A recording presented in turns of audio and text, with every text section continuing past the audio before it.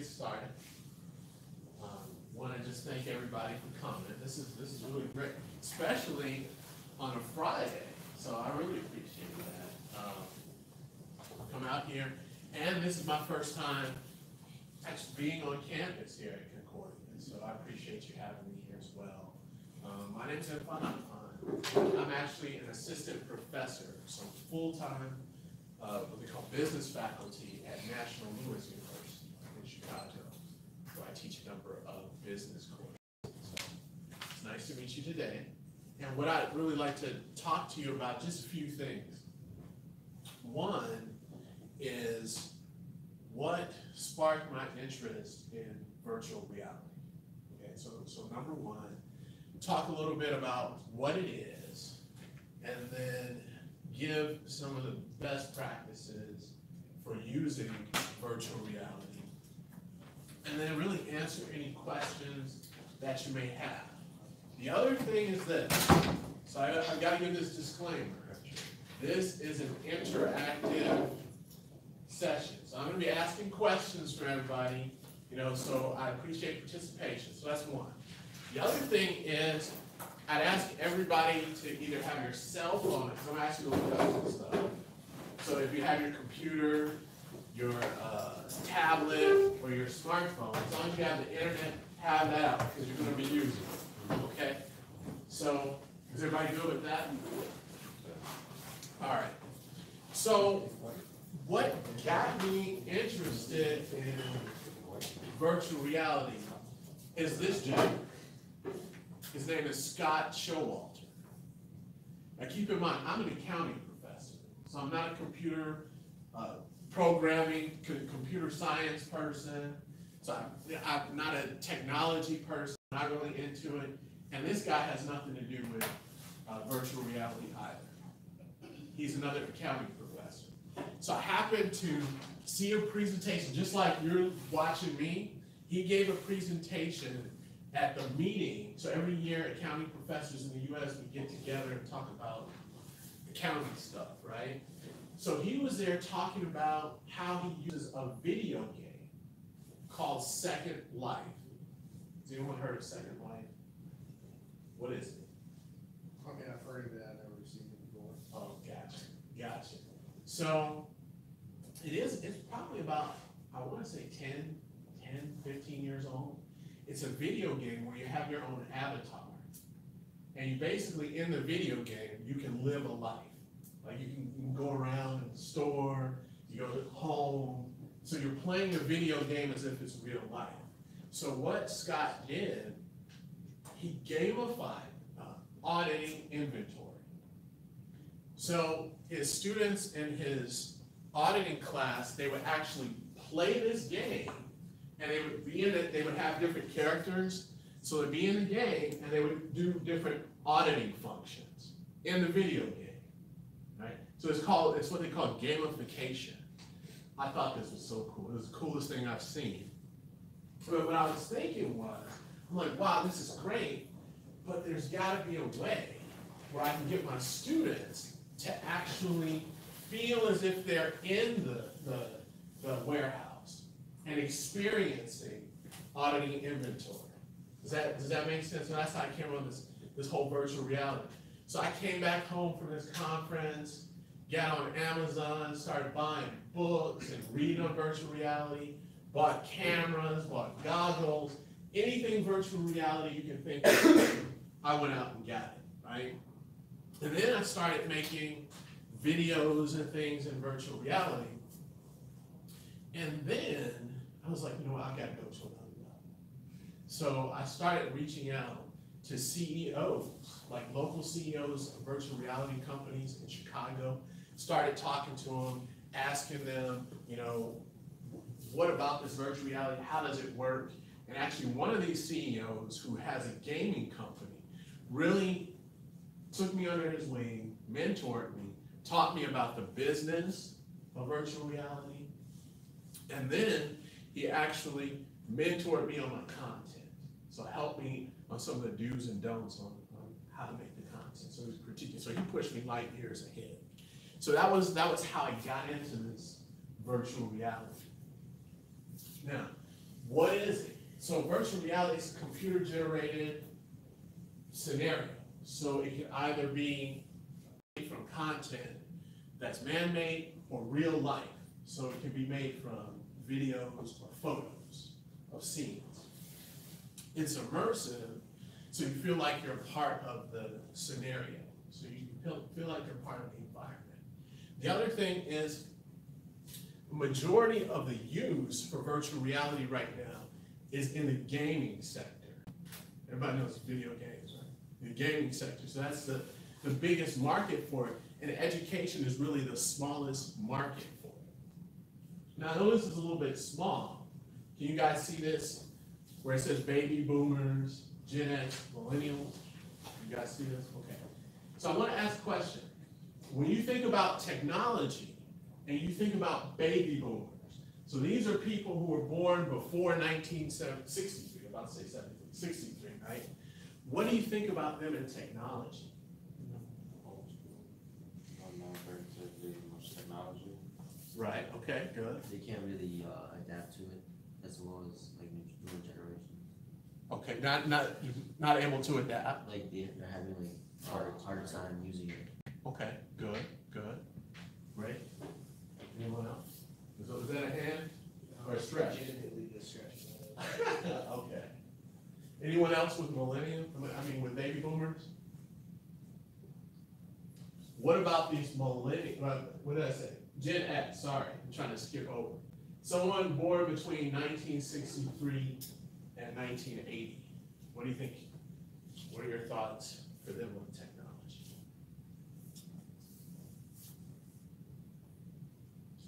Pioneers, one of the first to create, experiment, develop different things. Okay. Pioneers. Okay, good. They basically started beyond. Okay, they started the technology. Okay, good.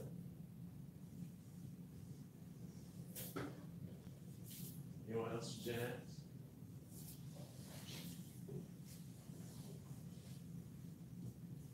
And what about millennials? So these are people born between 1980 and 1995. What do you think their experience with technology is? Yes. People kind of think they're like addicted to it, stereotype them as using it too often. Okay, good. Addicted to it, right? Okay, good.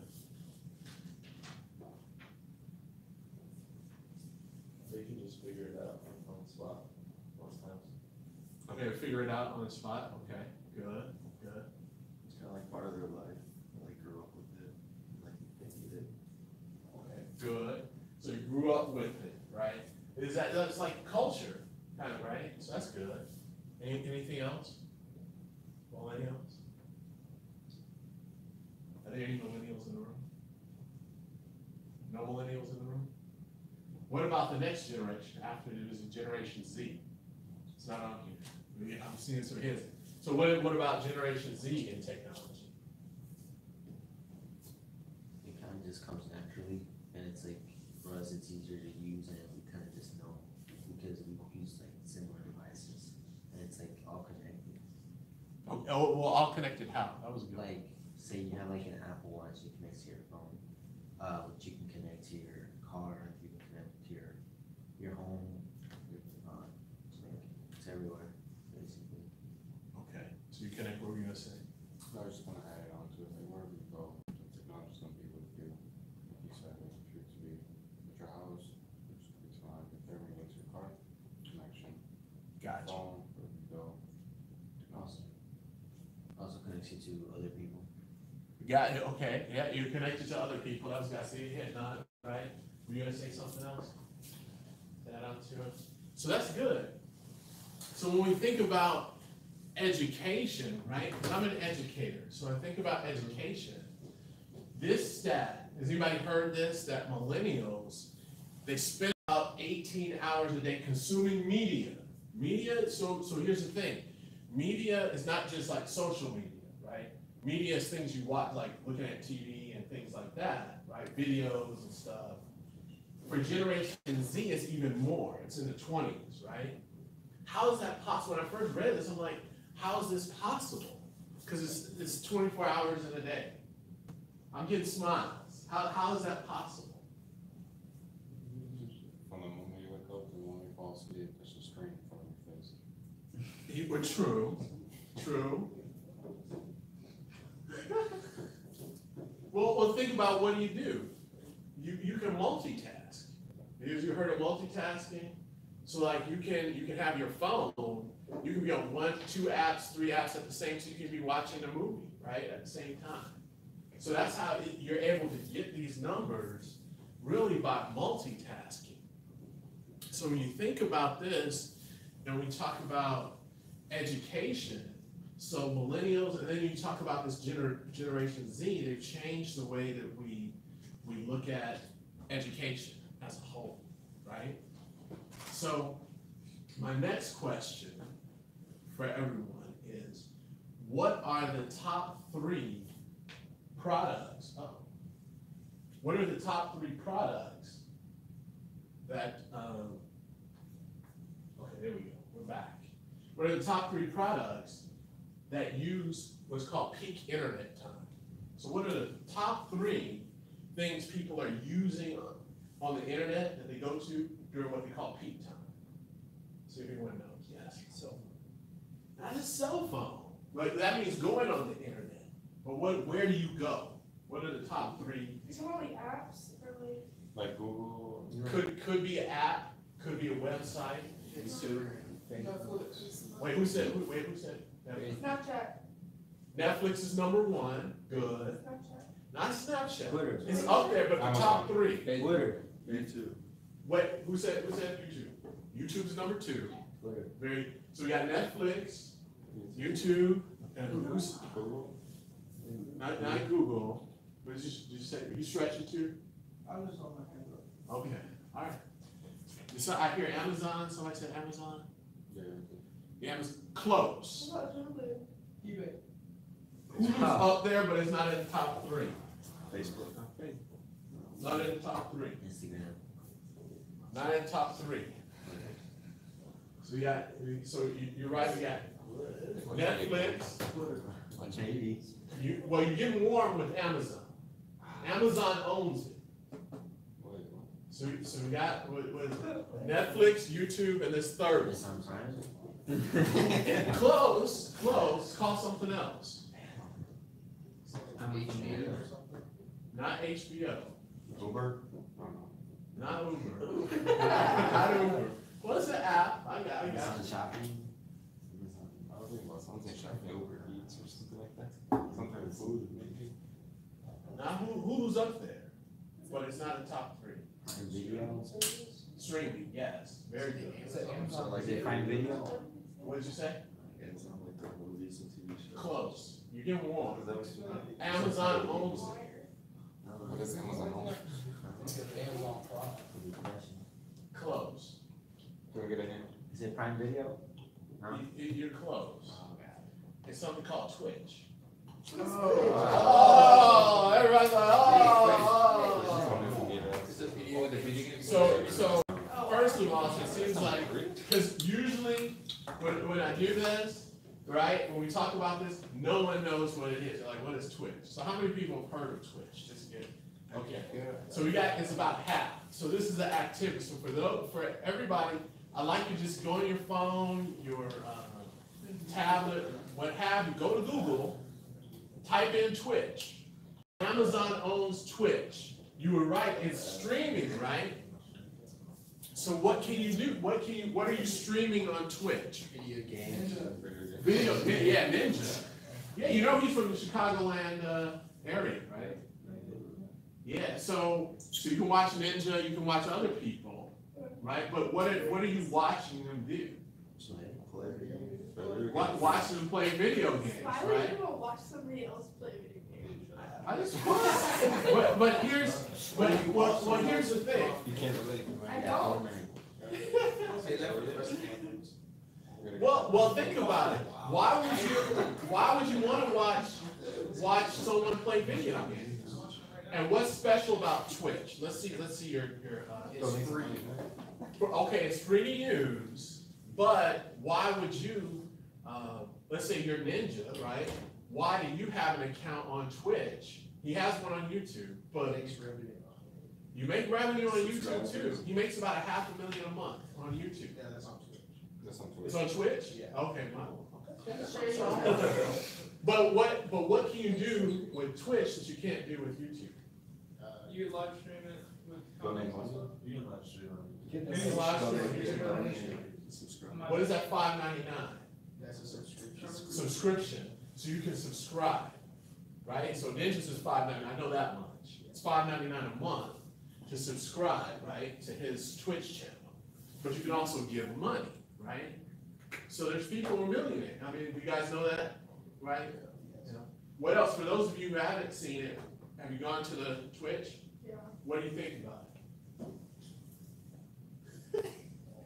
I'm not gonna say right now. it? Oh, come on, we're all class, we're all family in here. No. Are She way said it's a too bunch of sensitive nerds. right now. He says a bunch Give of me, things. give me attitude. Well, what was your first thought as far as when you saw it? I said it, why would you watch something when you can just play it yourself? Right, right. Because you're not as good as Okay, but They're like it's a like role keep model. playing They look up to them. It's like, why are you watching the Kardashians? I don't watch the Kardashians. Why is that half the girl population? Okay, ask the other half of girls. Why do you watch sports? That's another question. Football. Why do you Why do you watch it? Why you Why do I like play football? You like it, don't you? Yes. There you I can't play it. You can't argue Why that. not? You watch volleyball games, don't you? No. You don't watch volleyball games, you play volleyball. But is it kind of like you're See, there? I don't know if I have Like it it. now. Yeah, it's Like- like, it's like you get the experience at the time when they don't play. Yeah, and what did you say, right? Wait, what were you saying? Say it again. It's like you get a feel of the experience. Yeah, you get a feel of the experience. It's like you're there, right? You know, yes, sir. Some people can't afford and don't have the time to play video games on that. Right. That's true. That's true. You can watch the recording of it, right? Because they have recordings. You can watch live. You can choose different people to watch. What's the number one game on there? Fortnite and what, League of Legends, you know. So you get a chance to watch those, right? You know, so I have seen Fortnite more than I've actually played Fortnite. You know, so it's interesting. So you know, but it's true, and you get that experience, right? So that was good. So think about that when we talk about virtual reality. It's virtual reality is more in the learning context. It's more immersive. It goes back to that whole point about you feel as if you're there, right? So you're able to have. You're able to have experiences. Okay, sorry about that. Experiences as if you're there. You're able to also interact. So think about when we talk about immersive. Let's say, for example, you have an art class, right? So you can have an art textbook. You can see a picture of the Mona Lisa, right? Painting. You can look at it in the book. But with virtual reality, you can actually go to Paris, France, go to the Louvre Museum, right, virtually, look at the painting, walk around, see it from different angles, and you have that experience as if you were actually there, right? The other thing, you get to interact with things. So you're part of the environment, but you're actually able to do things in the environment. An example of this, I want to say about 3 months ago, I was at it was really a conference in Chicago, where all these people who love virtual reality, we all come together so you can see what's new. There's different businesses that are there. So there was a company there called Next Now. This is a Chicago virtual reality advertising company. That's all they do. They do advertising that's in virtual reality. So I had a chance to put on these high-end goggles, they call them HTC Vive, and experience a McDonald's NASCAR commercial. It was pretty cool. So if you see, you can see this picture, she's experiencing what I experienced, but it was a McDonald's commercial. So what happens, you put on the goggles, you're actually on the NASCAR track. So you're standing there, there's thousands of people, it's sunny, you know, it's great. And then they have a monitor so everybody outside can see what you're seeing and what you're doing. So then the driver that McDonald's sponsored, I cannot remember his name, so don't hold it against me, but he comes up to you and tells you, hey, the car's gonna drive into the pit, you've gotta change 2 of the tires and give the driver the Big Mac. So I'm like, this is cool. So then I'm standing there, next thing you know, the car drives up, you're moving around virtually, right? So this is that part about interacting. So you've gotta loosen the bolts for the tire, take the tire off, grab a new one, put that one on, tighten up the bolts, do that for the front and the back. So think about this. I did all that, I forgot about that Big Mac. So I'm standing there, and it's like, you know, you see the pit crew, they're standing around, you know, and the crowd is waving and stuff. And I'm like, what do I do? Then I hear someone yelling out in the real world, like, give them the Big Mac. So now I'm looking around for a Big Mac, and they have like a tool chest, and there's a Big Mac on top of it. So I grab the Big Mac, throw it in the window, the driver takes it, and the car goes off, right? So that's the interaction. So you have that immersion, but you also get that interaction. So talk about this, and it's fun. You know, that's pretty fun. So when we talk about this learning retention to get into this data, right? Because we're talking about data. There was actually some research that I found from a school and a classroom in China. It was a physics class. So what they did, they had 20 students, and they just split the group in half. So they had 10 students, they had a traditional, like I'm standing up here with PowerPoint, so they had a traditional lecture in physics, right? Then the other students had that high-end headset, that we were talking about, this HTC Vive. They had the lesson with the headset. So and then directly afterward, they gave both groups a test. Then they waited 2 weeks later and gave the same students another test. So what do you think the test showed? Who retained more, the traditional or the virtual reality? Yeah, very good, the virtual reality, right? So this is a lot of the data. They use this HTC Vive headset with the students. They had 3 of those. And here's the data. So the students that took the test right afterwards, right? The ones scored higher were the ones who had that virtual experience. They scored 27.4% higher. Like, wow, this is great. Then the ones who took it 2 weeks later, right? The ones who had the virtual physics lesson scored 32.4% higher. That's pretty cool, you know? The only thing that I would say about that is when I looked at the data, I said that's great, but I don't know if that would translate to accounting. Remember, I'm an accounting professor. This is physics. Would that be the same thing for accounting? Don't know. Would the same, because they use that HTC Vive headset, really high end, would it have the same impact if they use something like a Google card with this cardboard box, you know, or something that's connected to a smartphone, would it have the same impact?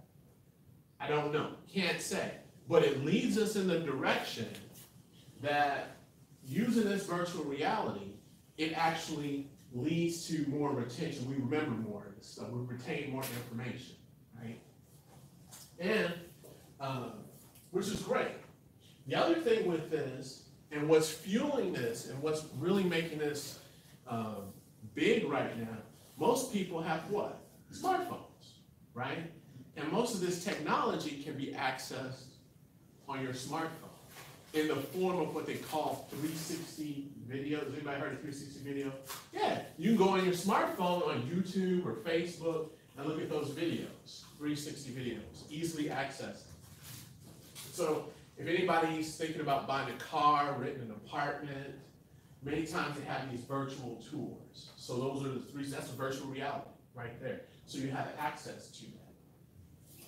So I have really three tips as far as implementing this in the classroom. And really, this is a lot of feedback from you guys. I guess everybody in here are students, right? So from students, make things easily accessible, right? So if you're in the classroom, would you want your professor to tell you have to buy a headset? No, I'm saying no. Would you want to have to put on a headset and thing for an hour maybe? Versus having something you can look at on your smartphone, pretty easy, right? So you make it accessible. The point of being straightforward, when I work on the content, I make it easy. I approach it as if I'm creating a YouTube video. And when I'm creating a YouTube video, I don't make it longer than 4 minutes. So I try to keep that 4-minute range. And the data I've read is that the average attention span watching the video is about 6 minutes. Has anybody heard that before? You know, so, which is pretty neat. And the other thing is, when I first started setting a 4-minute rule, what's funny is I got things done faster. I'm like, wow, this is really, you know, I was amazed at how fast I could do things, right? And the content that I have really done from the perspective of a student. So if I'm going to talk about a topic like right now, I record it in virtual reality. You're looking at it as if you were in a classroom, so you get that classroom feel. And that's important. So if you remember, I mentioned there was a CEO from a company who talked to me about my content. So what I was doing, county professor, I would go to Target with that tripod there with a virtual reality camera, and I would walk around Target and talk about inventory and this and that, right? So I sent this footage to this person. He was like, listen, don't do that. You can't walk around. Does anybody know why? You know what I said? Run into things. Well, yeah, I could. If I wasn't looking, that's good. There's something called VR sickness. Does anybody got to look? Well, what it is, it's like motion. Anybody heard of motion sickness? So when you have these things on, you feel like you're moving, but then you're not moving. So there's a percentage of the population, right, that can get sick. So they put on the headset, and then I'm moving around, so it feels like they're moving around, and they get this motion sickness. So first thing you advise them to not to do that. And so I look to have it realistic. Because when you're in the classroom, usually students aren't moving around, right? You know, you're stationary. So that's one thing. Have you had any experiences with virtual reality? Yes, sir. Tell me. My friend had one, use it one time, played like a fruit ninja game or whatever on it. Okay, how was it? It was cool and all, but it was only like that one game. Gotcha. You can't really do anything else, and all the graphics are bad and everything. Do you know what type of device it was? That was like one of the first ones. Gotcha. Yeah. I see what you're saying. Are you stretching it still? No, I actually used one before. It was, Gatorade did this thing where they came out to my high school, and like they had, I think it was the Samsung like phone, but it was like into the glasses. Yeah. And they had like a baseball and a football version, so like you get to hit off of an MLB pitcher. So like you like walk up to the batter's box and then like you see the pitches. Oh, wow. It was pretty cool. Yeah, it is. It's pretty neat. It's pretty neat. Anybody else? Yes, sir. Yeah, I kind of had like the same experience, but the one I played was like a game, and it was a Samsung phone with the goggles, but you had like a little remote, and you could shoot stuff like in front of you to get it. Yeah. That's good. But has anybody been inside one of those headsets, let's say more than 1 hour a week? Nobody say, yeah. See, that's so what happened, see, I got some good advice. I'm gonna tell you why. So I bought that Gear VR, the one where you put your Samsung phone in, and so I bought that one. That's powered by, and are you business students? Okay. So that's powered by Oculus. Who acquired Oculus for $2.3 billion? Okay, let me see if you guys know about social media. Have you heard of Facebook? Yeah. Facebook owns Oculus. So you heard of that? So, okay. So they bought this Oculus, right? And which is a hit, so they make this headset. So the guy who invented it, he was 23 at the time. This is in 2014. So his name is Palmer Luckey. So you can Google it. He's one of the youngest billionaires, right? So he bought this thing. So they have apps. So those games on that gear come from Oculus. So Facebook makes money from that. But they came out this year with their own headset called the Oculus Go, which was awesome because you don't need to have your smartphone inside of it. It's a standalone headset. So here's the thing with that. This is where I get that 1 hour. So the CEO that I was talking to was like, listen, you're making the content and fun, you're good. What you need to do is be in that headset more than like 10 minutes, 15 minutes. You need to be in there a minimum of an hour a week.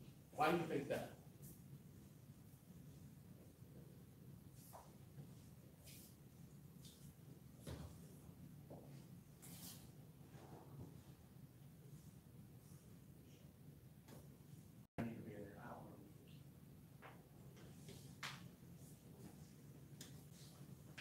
Maybe so you get used to it and it actually feels real.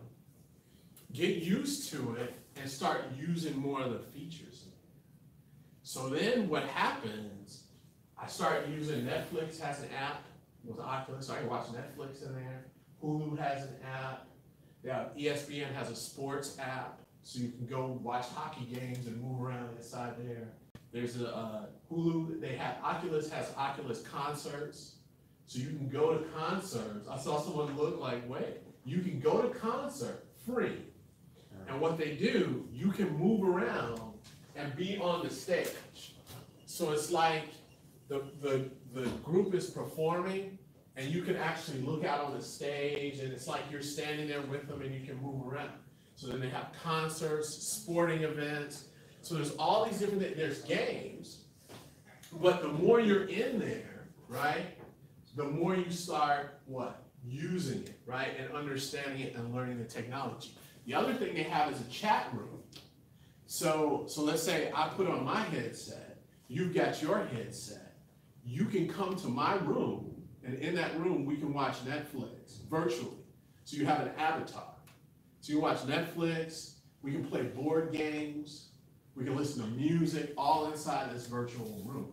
So that was pretty neat. So, and these are all things that you can do right now. So that was part of the reason I was spending more time. What did you say? Oh, what did you say? Oh, okay. You were smiling. I thought it was So, no, we're all family, right? So I just thought we were gonna share. So that's one thing. Seeing how this is being used. The other thing is that with this, you've got many businesses that are using this as part of their growth strategy. So you're all business majors, right? Have you heard of IKEA? What is IKEA? It's a Furniture company.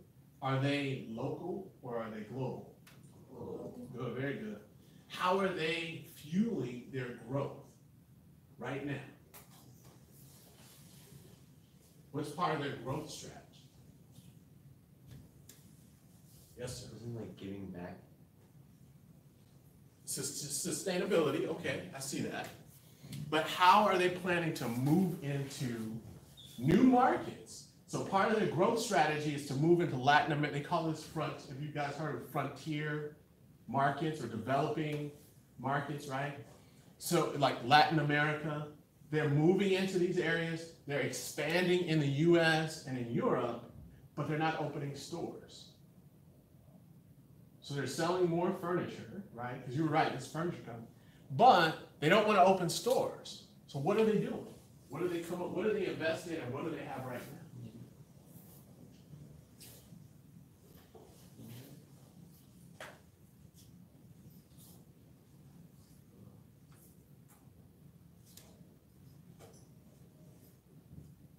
yeses? Yes. Do you have a virtual stores that you Very good. They've invested, and you can go into I've got an Android, so you can go to the Play Store, or you can go into the Apple iTunes, what is it? App Store. App Store, sorry. And you can download this right now. It's called IKEA Place. It's their app. So what it does, you can go to your house or in this classroom, you open the app, you scan the room. Okay? Has anybody did that before? Like scan it, virtual reality. So you can scan your room. So let's say your living room, right? You can scan the living room. Then you're looking to buy a sofa. You go in their catalog on the app, and then you can put the sofa anywhere in your room, and it'll place it wherever you want inside your room, and you can look at it virtually. Take a picture of it and send it to people. Does that make sense? So this is fueling their growth, right? Because they don't want to open stores. Why do you think they don't want to open stores? It's what? Money, they have to pay money. They have to pay money. Employees. We just hire employees and stuff like that, advertisement. Right, right. Hire employees, have to have the store, have to build the store, maintain the store, but with this app, is that gonna save them money? Yeah. Yeah, you know? So you can actually just and most people have what? All over the world.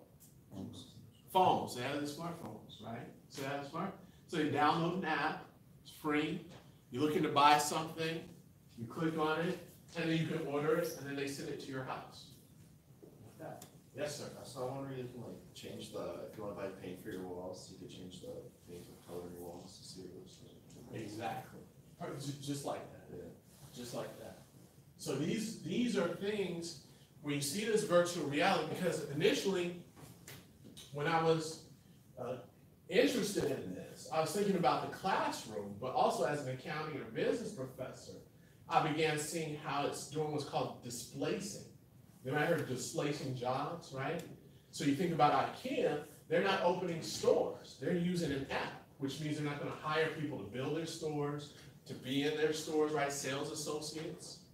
Does that make sense? So this is actually in use right now. Pretty cool. So I want to be respectful of you guys' time. So we got about 8 minutes. Any questions that you may have?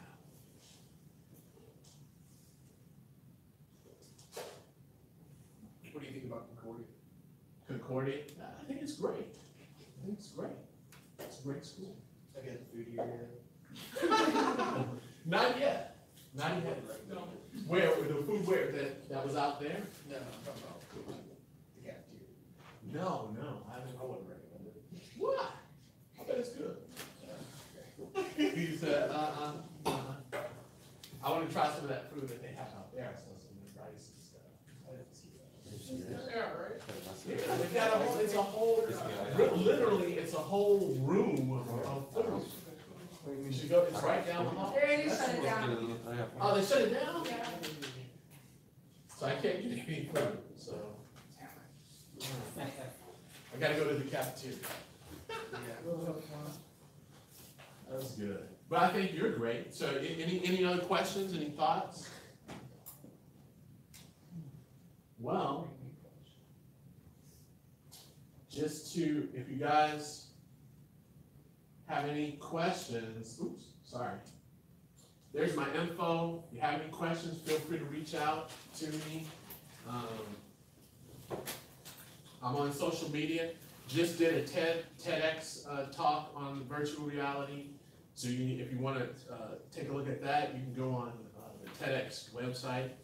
Just type in my name and it'll pop up. So just do that. You can check out any videos or things you want on YouTube.